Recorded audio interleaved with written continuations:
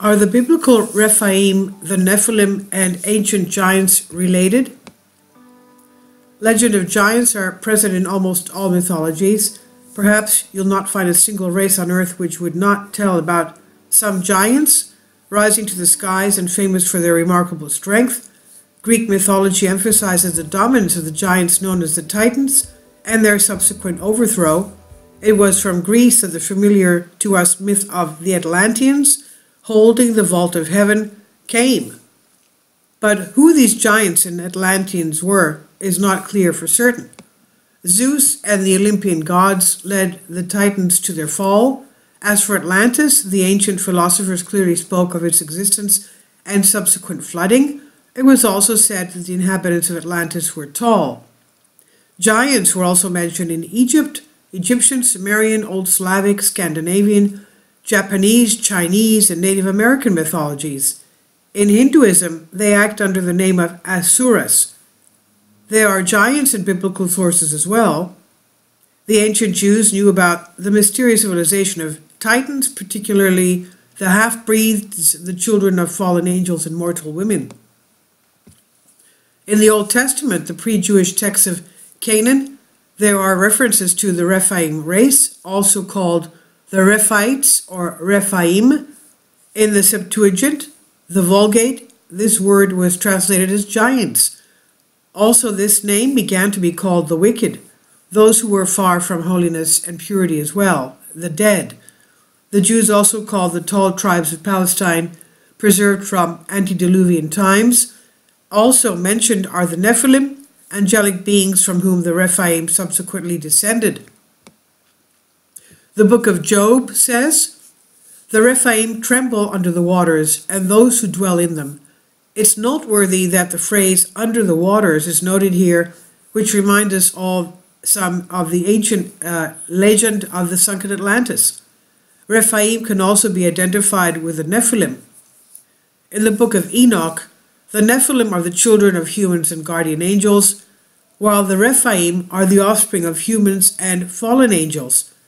In apocryphal tales, the Rephaim are said to be terrible monsters, 18 cubits tall, with 16 rows of teeth and 6 fingers and toes. Their remarkable physical strength and ferocity were noted. A place of residence of the Rephaim was supposedly in the lands of the Ammonites or the land of Bashan and Moab, but their true homeland remains unknown. After the arrival of the Jews in Palestine, the giants were particularly absent from these lands. Legends say that there were some tribes in which tall people lived. The Rephaim include Goliath, a mysterious giant warrior who fought on the side of the Philistines, previous people of the sea. Everyone knows the myth about how David defeated the giant Goliath with one blow of his slingshot. Obviously, Goliath was still a man and not a supernatural entity. It turns out that if Goliath was really considered a descendant of the Rephaims, his distant ancestors hardly looked as described in the apocryphal legends. It's likely that these giants could be a subspecies of humans existing before the flood or even the Ice Age. Science denies the existence of civilizations under the glacier, but this does not mean that they did not exist. Also, this does not prove that after the fall of pre-civilizations, their representatives completely were wiped out and evaporated.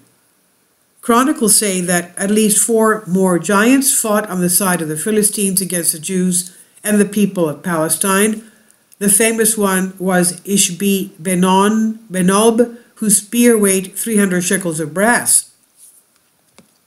Ishbi-Benob was aware of David's popularity after his victory over Goliath, but the battle between the giant and the Jewish king never took place.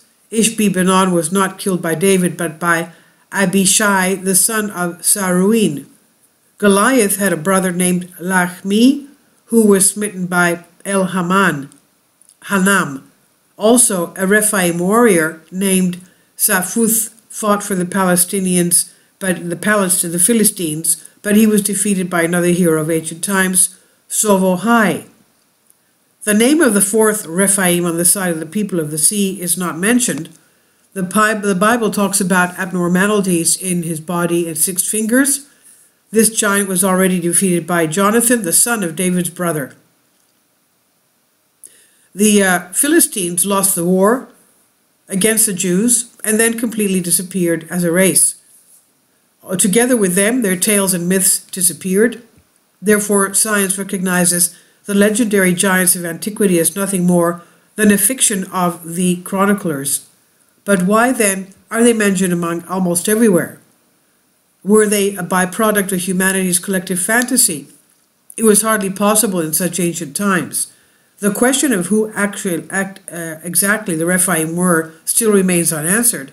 But whoever they are, they no longer exist in our world.